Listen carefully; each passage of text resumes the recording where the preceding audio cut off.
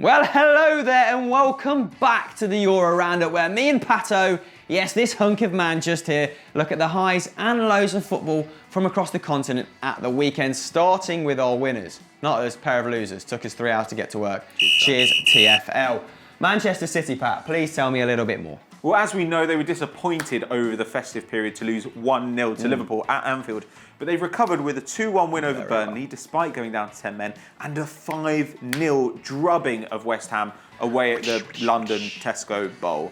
So that, whatever the fuck, who cares? West Ham's worst ever home defeat in the FA Cup. 5 scorers in the game, Man City have, which really shows you, the kind of breadth of talent they've got in that attack. Probably the best goal, though, the own goal from Havard Nordtveit. A little poke. All right, Sanya puts a fantastic ball into the box. He's looking for Sterling, and Nordtveit gets on the end of it. That's quality. That's what separates the great players from the mediocre players, mate. Look, defence is clearly a problem for West Ham. 8 times this season, they've conceded 3 or more goals. That is poor, I'd say, given that they only did it 4 times last season when I also didn't think they were great. So it's not particularly good for them. They become brittle? Mate, they conceded 5 to Arsenal and we are shit. Terrible. I mean, West Ham had 2 shots on target. City had 11. So they were ineffective up top as well. So it was all round a bad performance from the Iron. True that, Pato. They only had 33% of the possession and they couldn't make it stick up top. Andy Carroll, not Johnson, as I was about to say, did win 4 aerial duels, but he also gave it away twice. And Antonio, who's playing off him in that 4-2-3-1, just couldn't pick the ball up. And despite huffing and puffing, he could not blow the house down. And do you know why? Because Otamendi was a complete brick shithouse. He put in 5 tackles against West Ham. Wow, indeed. That's 5 more than John Stones. Does all his donkey work for him. Arithmetic. So credit where credit's due. And that's 1 more than West Ham's entire back 4. The guy was a man mountain. Another stat I like from this game, Pato. Payet came on in the 60th minute and completed 5 dribbles, which was a match high. 2 more than Raheem Sterling for Manchester City. It shows you without their talisman, they're pretty poor. And talking of poor, let's move on to their transfer targets, or more so, their transfer dealings. Bidding £5 million for Jermaine Defoe, who is effectively worth the TV revenue to Sunderland. £3 million for Snodgrass, who's been responsible for 50% of Hull's goals, and £20 million for Moussa Dembele from Celtic, who's clearly worth nothing short of 35 and the rest, and change. But what do you think, mate? Well, if you want to hear a little bit more about their horrible business in the transfer window, then head over to Winners and Losers, where we've got all the details, mate. Ooh, one last question for you that I forgot to ask. Rakitic to Manchester City. Heard that on the grapevine this morning. What do you think? Necessary? I can see why they do it. He's a fantastic midfielder. As we know, he can play a more defensive role. He can play box-to-box, and he really thrives in that attacking role. £42 million for a 28-year-old is an awful lot. But when you look at who they've got in that midfield, with Gundogan down, with Fernandinho banned, we're looking at Fernando, mate. What's that song? Fernando. What, they have a song? Do you like ABBA? Let us know in the comments below. Classic. Oh, I sneezed it, yeah. First up, in our losers category, it's Barcelona, mate. And you know what? I'm pissed off. Tell me more. Because at Rahul_Tandon, underscores, mate. What is this? The 90s. He was begging us not to put Barcelona in the losers category. Begging us not Cowardice. to. Mate, I'm an Arsenal fan. Don't talk to me about a bad week.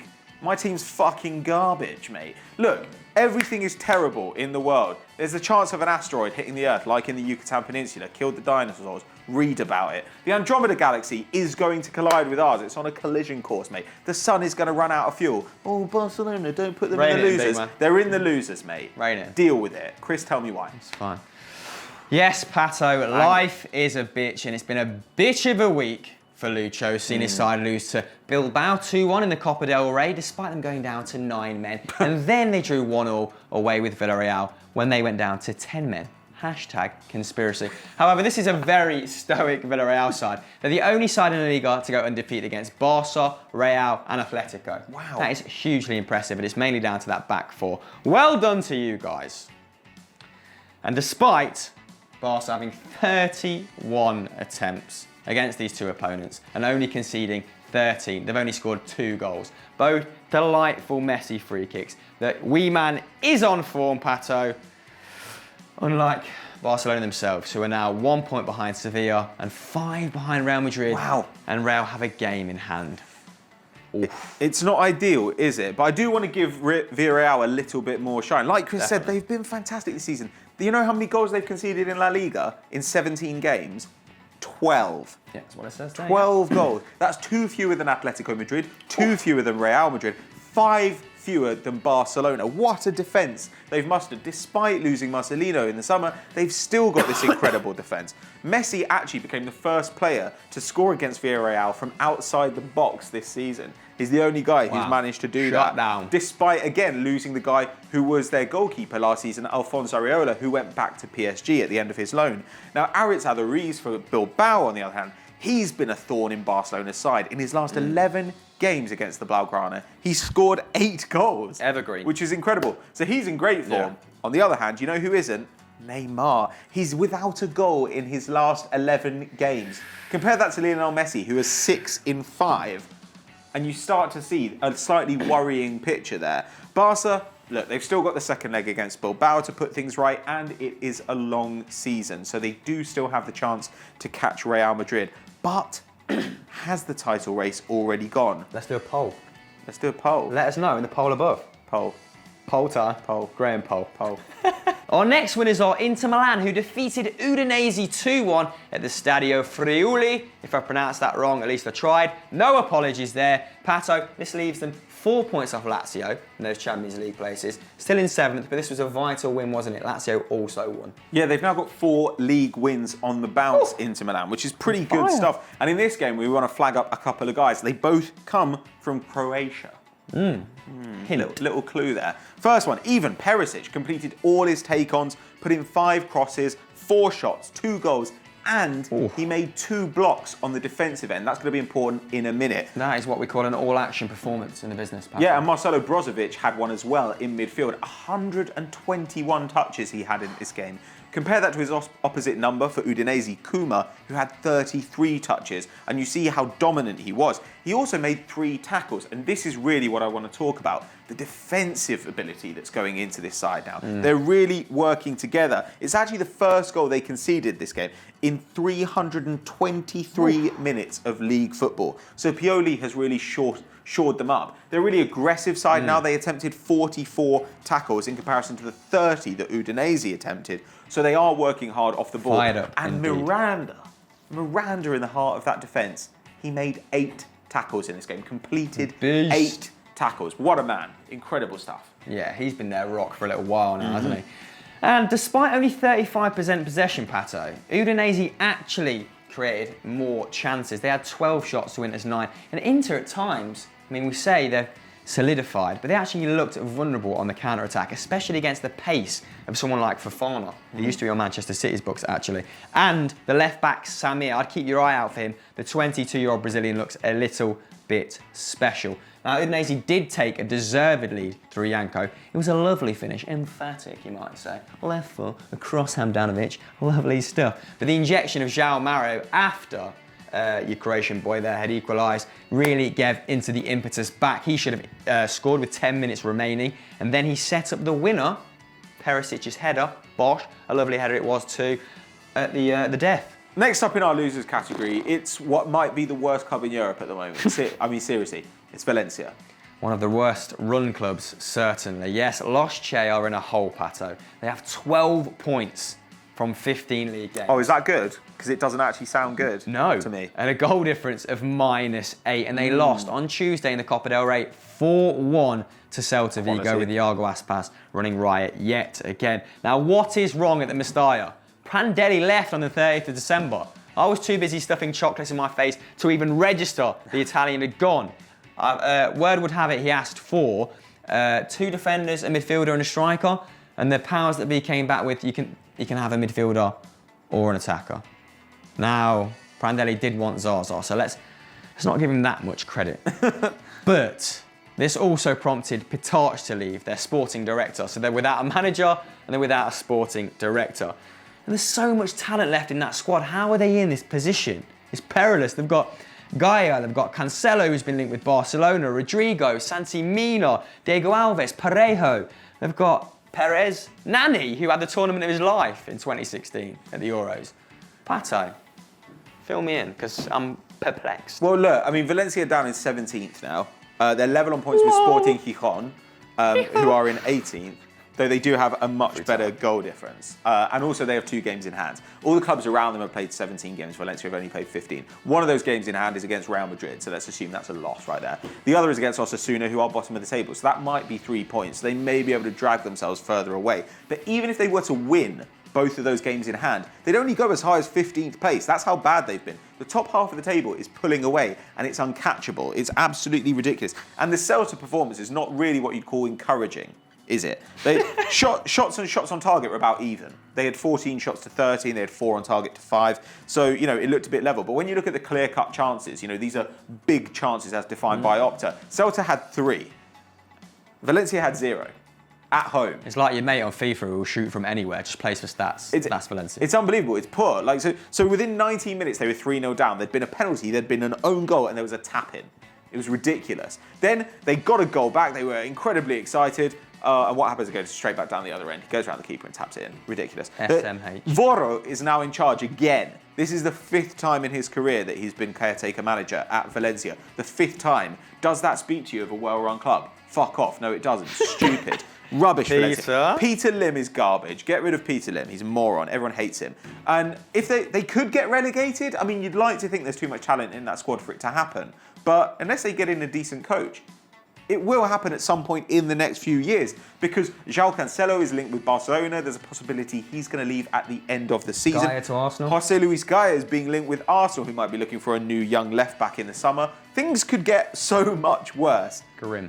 And that's the road that Valencia are on. If they don't pull out of this dive soon, then they are going to end up in the lower leagues. And bear in mind, this is a club who 13 years ago won the league title. The year before that, they were in the Champions League final. The year before that, they were in the Champions League final. They had Gaisca Mendieta in midfield. It's fucking ridiculous. Valencia, you're a disgrace. You're worse run than West Ham. Sort it out, for God's sake. But will Valencia slip into Segunda B from Spanish royalty to peasantry? Would have been a nice rhyme if I hadn't fucked it up. Let us know in the comments below. Our next winners come from @HungerCS, who was hungry to see PSG in our winners section after they battered Bastia 7-0. Pat. Yeah, like Chris says, 7-0 in the Coupe de France. 7 different scorers, including newcomer Julian Draxler, who's making his debut for Les Parisiens. It was their first win in a home competitive game, mouthful, by 7 goals or more since November 1972 when they beat Stade Francais 8-0. History.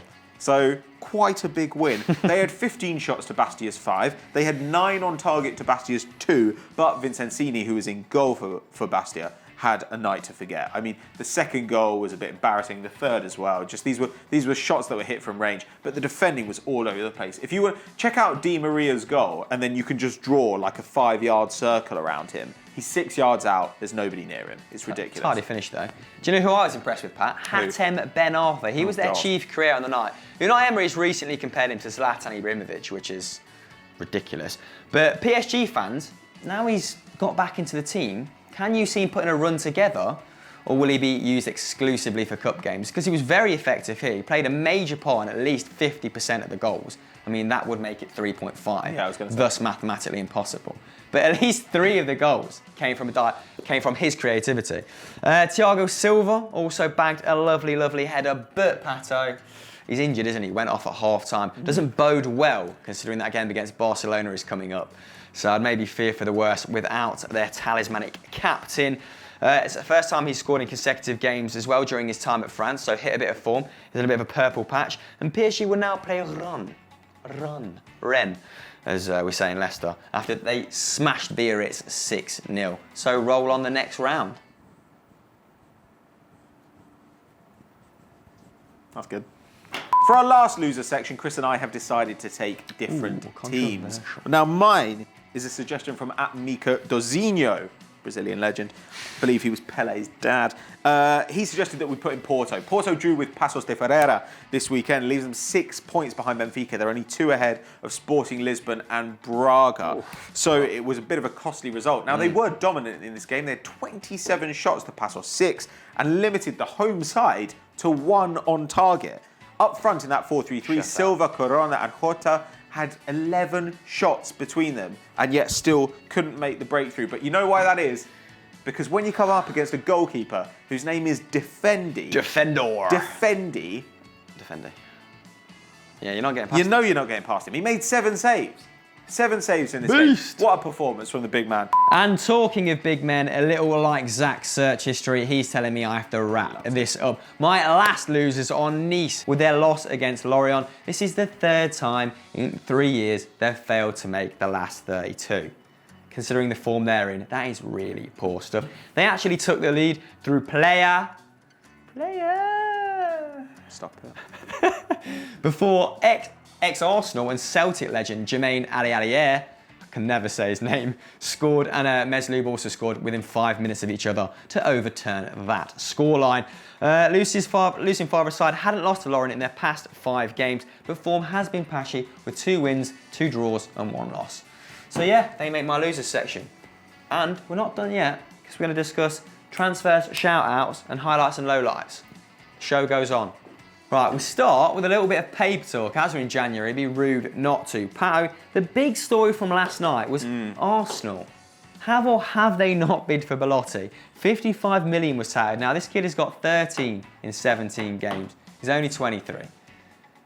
Does he fit the bill at the Gooners? Yeah, he's a great young prospect. I mean, he's also a creative player. He gets 2 key passes a game. As we know, he is a decent goal scorer, though his finishing could probably be worked on a little bit. He's a very good player. I don't think that this bid happened. Like, there was a rumour that we were interested in him in the summer to the tune of 35 million euros. That sounds more reasonable. Torino turned it down then. I mean, he's now got a 100 million euro buyout clause. He is a fantastic prospect. He really is. But the club chairman didn't actually confirm that Arsenal made the bid. It's been kind of misquoted by, the Sun and the Metro and all these garbage papers, but he didn't actually confirm it was Arsenal. I'm not sure who else it would be. He might just be making it up, trying to rustle up some interest for the summer. But yeah, I'm a big fan of the player. I think he'd be an excellent steal for a big club, but I'm not sure that Arsenal are going to get it. Yeah, I mean, with Sanchez playing as the point man and Giroud proving very worthwhile backup, is that 55? Would that be 55 million well spent? Well, exactly. You kind of think that what we'd be better off doing if you've got 55 million. Now that Sanchez has moved to centre forward, that surely leaves a vacancy on the left wing. So maybe you want to throw it at someone like Marco Reus. Who's gone? Email Marco me. Reus, there we go. Email me Arsene Wenger. Marco Reus to Arsenal, you heard it here first. Yeah. Let's move on. Right, time for some shout-outs now. You guys have been tweeting us all weekend and we very much appreciate it. Keep getting at us on these handles below. I guess not that handle. Yeah, that'd be rude. Weird. Our first shout-out goes to @Innovative and ZT, who think Millwall should have been in our winners section for thrashing a much-changed Bournemouth side. Yeah, well deserved. Yeah, 11 changes. Eddie Howe was ringing out the changes. And Pixelate thinks the Chinese Super League should go in there for attracting big-name players. He's obviously a massive fan of President Xi and the free trade zones. So, nice one, Pixelate. Right, time for our highlight and low light of the week. I take highlight because I'm a glass half full kind of guy, and it is Celtic finally receiving the going rate for decent players. We sold Van Dijk for 13. He's been flogged on for 55 now. But West Ham, good old West Ham, starting the bidding for Dembele at 20 million, knowing full well we'd reject it and probably ask for 30. That sets a nice precedent for the summer. If Dembele goes, I want fucking hella cheddar for that guy, Pat.